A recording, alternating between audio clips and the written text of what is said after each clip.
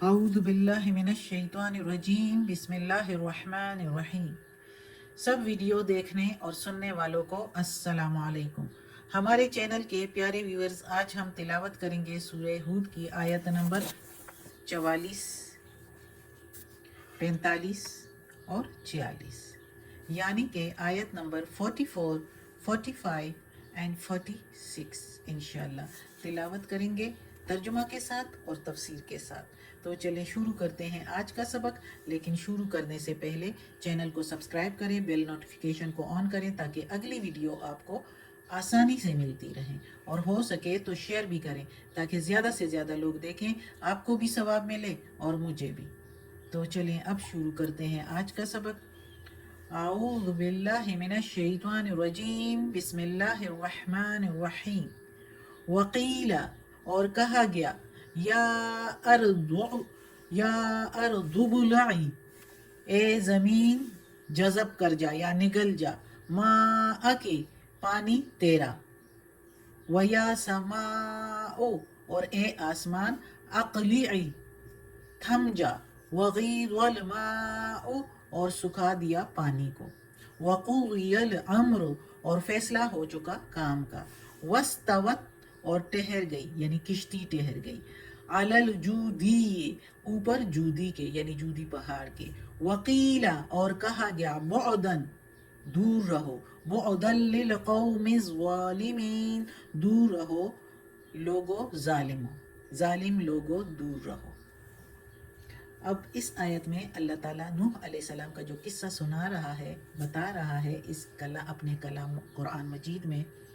تو وہ طوفان کا قصہ جو باقی اسباق میں ہم نے پچھلے اسباق میں قصہ شروع کیا ہوا ہے، تو کچھ ہو گیا ہے، اور کچھ ادھر وہ سیلاب جو آیا تھا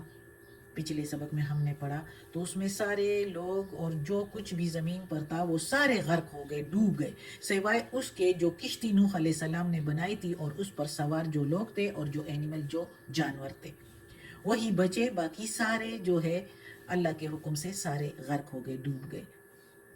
تو اب جب سارے ڈوب گئے، ختم ہو گئے، تو اللہ نے حکم دیا زمین کو کہ اے زمین جذب کر جا اب پانی کو جو تیرے اوپر ہے، اور اے آسمان تو تھم جا اور پانی نہ برسا، اور خشک کرا دیا سارے پانی کو۔ ظاہر ہے اللہ نے حکم دیا آسمان اور زمین کو، اور اس کے حکم میں تاخیر کس بات کی؟ جب اللہ نے حکم دیا تو فوراً ہی آسمان اور زمین نے پانی کو جو ہے زمین نے جذب کر لیا، آسمان تھم گیا اور پانی خشک ہو گیا، اور وہ فیصلہ ہو گیا جس کا حکم اللہ نے دیا تھا، یعنی جو مشرکین لوگ تھے وہ سارے غرق ہو گئے، وہ دنیا کی صفحہ ہستی سے مٹ گئے، اور جو کشتی پر ایمان والے لوگ تھے وہ زندہ رہے، آگے نسل اس سے چلی۔ اس لیے کہا جاتا ہے کہ اب جو زمین پر انسان ہے وہ نوح علیہ السلام کی اولاد ہے۔ کہا جاتا ہے کہ یہ سیلاب پوری دنیا کے لیے سیلاب اور طوفان آیا تھا، لیکن بہت سے روایات میں ہے کہ دنیا میں ساری زمین پر اس طوفان عظیم کے نشانات نہیں ملتے، کچھ جگہ پر ملتے ہیں، جیسے آسٹریلیا، امریکہ، اور یہی جگہ جہاں پر نوح علیہ السلام کی قوم تھی، یہ ان جگہوں پر ملتے ہیں، لیکن ساری جگہوں پر نہیں ملتی۔ تو اس کا مطلب یہ بھی ہے کہ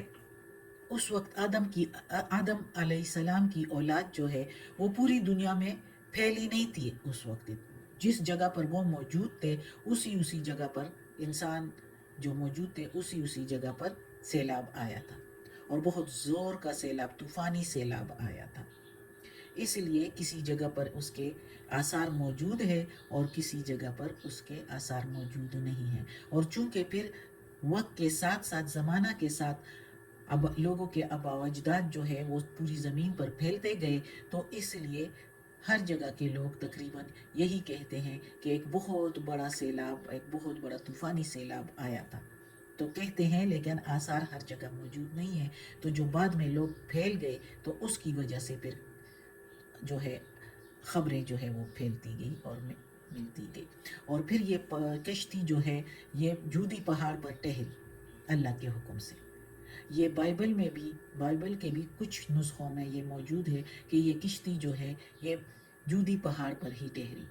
اور سکرات ایک شاگرد نے بھی یہ بتایا ہے کہ یہ کشتی جودی پہاڑ پر ٹہری، اور ہم سب سے بڑی خبر تو ہمارے اس قرآن مجید میں ہے، جب قرآن میں ہے تو اس میں کوئی شک نہیں۔ تو اس لیے ہر جگہ یہ جو قرآن میں بعد میں آیا تو اس سے پہلے کے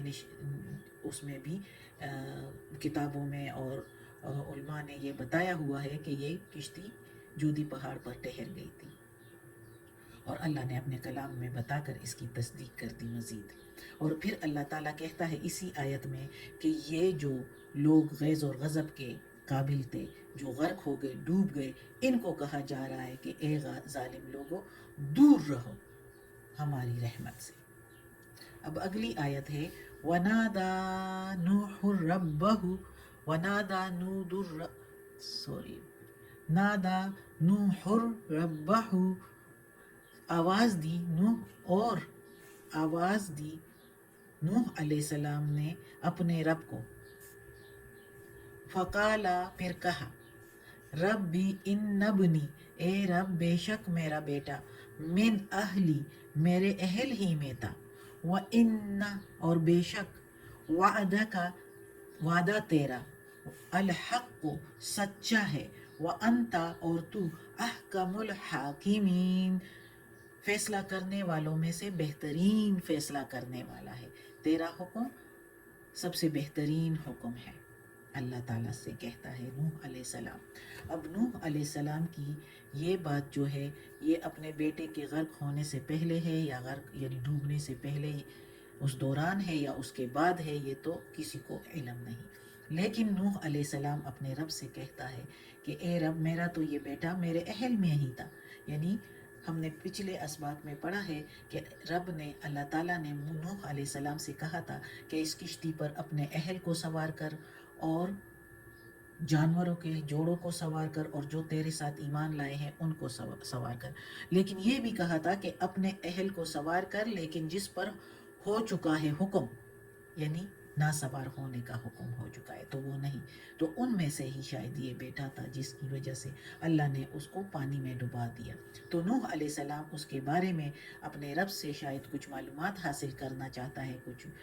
اس لیے اس طرح بولتا ہے، اللہ تعالیٰ سے کہہ رہا ہے کہ آواز دیتا ہے اپنے رب کو اور کہتا ہے کہ اے رب یہ بیٹا تو میرے اہل میں ہی تھا، تو پھر تیرا وعدہ تو سچا ہوتا ہے اور تیرا حکم بھی سب سے بہترین حکم ہے۔ کتنے اچھے ورڈز میں اللہ تعالیٰ سے اپنا شکوہ کر رہا ہے، لیکن ورڈز کیسے ہیں کہ تو سچا ہے اور تیرا حکم بھی سب سے بہتر حکم ہے، یعنی تو نے جو اس کو ڈبا دیا تو یہ بھی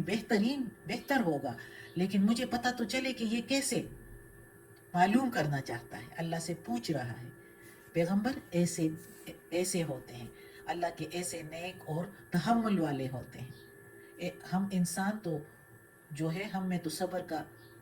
کچھ ہوتا ہی نہیں کہ صبر کرے، لیکن پیغمبروں کو اللہ ان لوگوں کو پیغمبر بناتا ہے اپنے بندوں میں جن میں یہ خصوصیت ہوتی ہے۔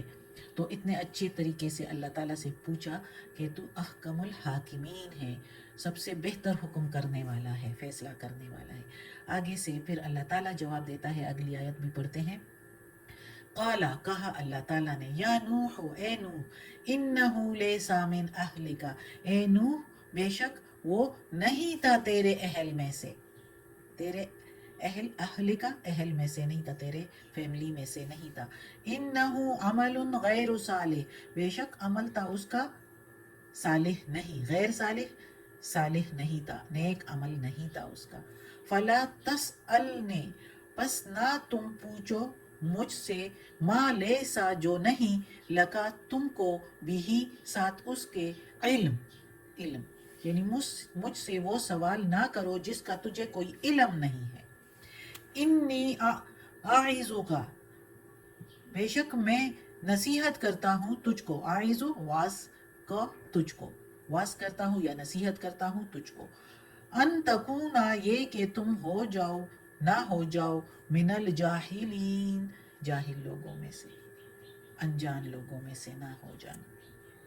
اب ادھر اللہ تعالیٰ نے جواب دیا نوح علیہ السلام کو کہ اے نوح یہ تیرا جو بیٹا جو تو کہہ رہا ہے یہ تیرے اہل میں سے نہیں تھا،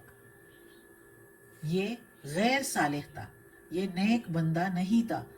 اور جب وہ نیک نہیں تھا تو وہ تیری اولاد میں سے نہیں. اب فار ایگزامپل اس کے لیے اگر سوچا جائے کہ جسم کا کوئی حصہ جو ڈیڈ ہو جائے تو ڈاکٹر اسے کاٹ دیتے ہیں. انسان کہتا ہے یہ میرے جسم کا حصہ ہے. وہ تھا ہے نہیں، کیونکہ اب وہ ڈیڈ ہو چکا ہے اور جسم سے اس کا کوئی تعلق نہیں،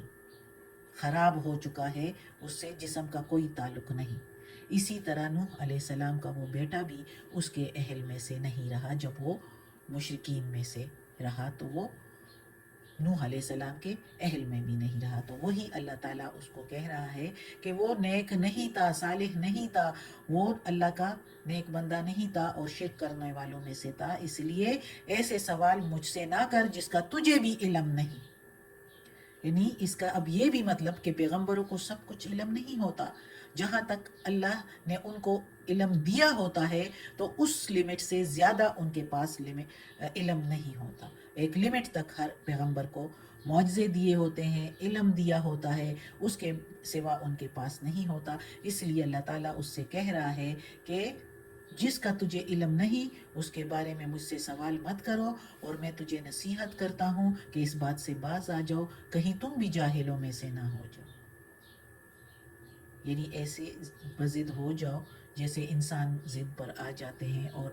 غلط کام کر کے بھی کہتے ہیں کہ یہ غلط نہیں. لیکن پیغمبر تو ایسے نہیں ہوتے. آگے بھی پھر نوح علیہ السلام جواب دیتا ہے، بات کرتا ہے رب سے، لیکن وہ اگلے سبق میں پڑھیں گے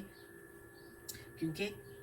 آج کا سبق جو ہے ادھر تک ہی کافی ہے، ٹائم بھی کافی ہو چکا ہے. تو اللہ ہمیں توفیق دے کہ ہم اس قرآن مجید پر جو پڑھ رہے ہیں